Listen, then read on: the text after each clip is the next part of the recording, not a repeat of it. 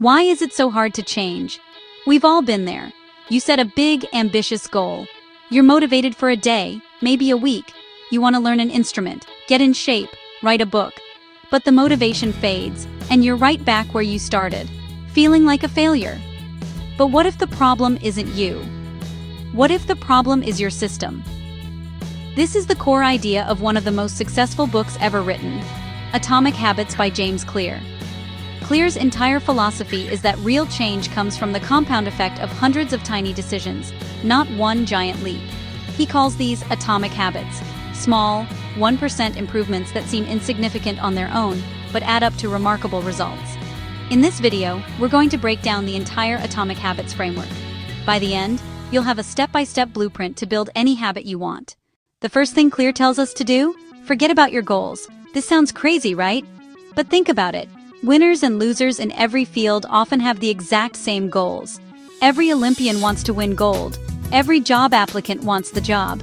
Goals are good for setting a direction, but systems are what make progress. Your goal might be to write a book. Your system is writing for 20 minutes every morning at 9 a.m. Your goal might be to run a marathon. Your system is putting on your running shoes as soon as you get home from work. The system is your process. The system is what delivers the results. But here's the real secret, the most important idea in the whole book. There are 3 layers of change: outcomes, processes, and identity. Most people try to change from the outside in. They start with an outcome. I want to lose 30 pounds. Then they set a process. I will go to the gym.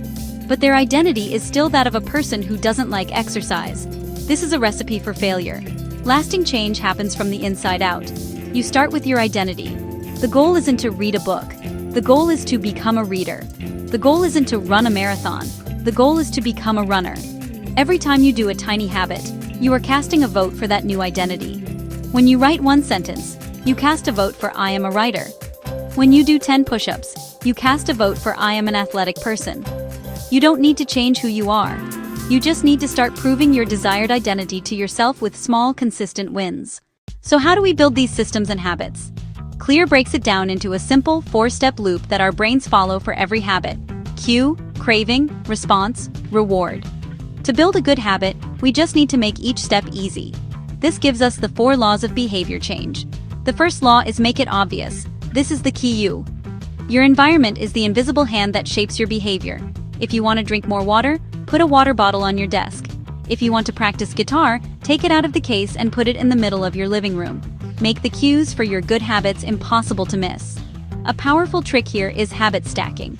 You link a new habit to one you already do.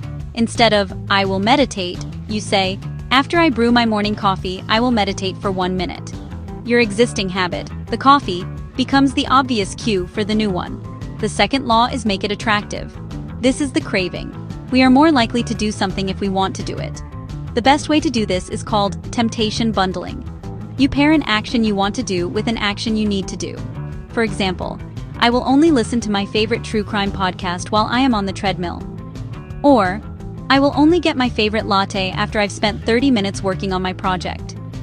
You're making the start of the habit attractive because it's linked to the reward you're craving. The third law is make it easy. This is the response. This is where most people fail. We try to do too much too soon. Clear solution? The 2-minute rule. When you start a new habit, it should take less than 2 minutes to do. Read 1 page is a new habit. Read 30 minutes is not. Do 10 push-ups is a new habit. Go to the gym for an hour is not. The goal is to master the art of showing up. You can't optimize a habit you haven't started. Make it so easy you can't say no. The 4th law is make it satisfying. This is the reward. Your brain is wired for immediate rewards. The problem? Most good habits have delayed rewards. The reward for going to the gym is a better body, in 6 months. The reward for saving money is financial freedom, in 20 years. You need to find a way to make the habit immediately satisfying. The best way is habit tracking. Get a calendar and put a big X on every day you do your habit. You're not just tracking your progress, you're creating an immediate visual reward. Your goal becomes simple. Don't break the chain. This framework is so powerful, you can just flip it to break bad habits. Want to stop eating junk food? Make it invisible. Don't buy it. Hide it in the back of the pantry. Want to stop scrolling on your phone? Make it unattractive. Remind yourself of the consequences. It's wasting your life, robbing your focus. Want to stop watching so much TV? Make it difficult. Unplug the TV after each use. Take the batteries out of the remote and put them in another room. Want to stop smoking? Make it unsatisfying. Get an accountability partner and pay them $20 every time you slip up. Atomic Habits isn't about one massive transformation. It's about a commitment to a new system. It's about casting small votes for the person you want to become. You don't need to be 100% better tomorrow. You just need to be 1% better. So, my question to you is, what is the one tiny 2-minute habit you can start today? Let me know in the comments. And if you want more deep dive summaries of the world's best books, make sure to subscribe. Thanks for watching.